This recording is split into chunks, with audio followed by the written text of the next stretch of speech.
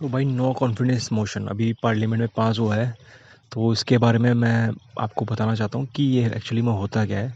No confidence motion एक तरीके का एक टूल है, पार्लियामेंट्री टूल है, जिसके थ्रू जो करंट गवर्नमेंट है उसकी अगर पॉलिसीज में अगर उसकी सपोर्ट में या फिर उसकी जो पॉलिसीज़ हैं, ठीक है, उसमें अगर अपोजिशन पार्टीज़ को, जो मेंबर्स हैं अपोजिशन पार्टी के लेजिस्लेचर या पार्लियामेंट में, उनको अगर सही नहीं लगता कि एक पर्टिकुलर जो गवर्नमेंट चल रही है इसमें ये इसकी पॉलिसी सही है, इसके वर्क सही है, तो ये एक तरीके का एक पावर होती है, एक टूल होता है जिसको भी पास कर सकते हैं जैसे नो कॉन्फिडेंस मोशन।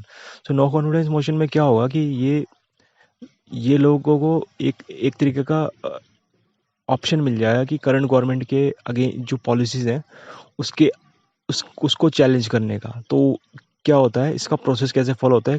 पहले प्रपोजल दिया जाता है, ठीक है। उस प्रपोजल में एक तरीके का ड्राफ्ट, एक तरीके ग्रुप ऑफ मेंबर्स होते हैं जो मोस्टली एक अपोजिशन पार्टी के होते हैं, ठीक है, जिसमें एक तरीके लिखा होता है कि करंट गवर्नमेंट का उनका कोई विश्वास नहीं है। फिर इसके ऊपर इसी के ऊपर डिबेट होता है प्रपोजल के ऊपर। फिर प्रपोजल के ही ऊपर अगर प्रपोजल में जो डिबेट होने के बाद इसकी वोटिंग होती है।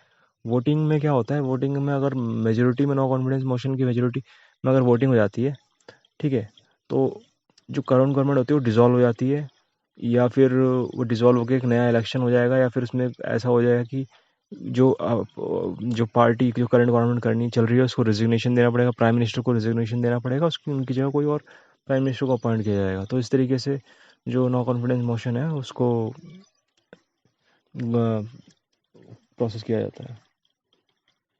थैंक्स।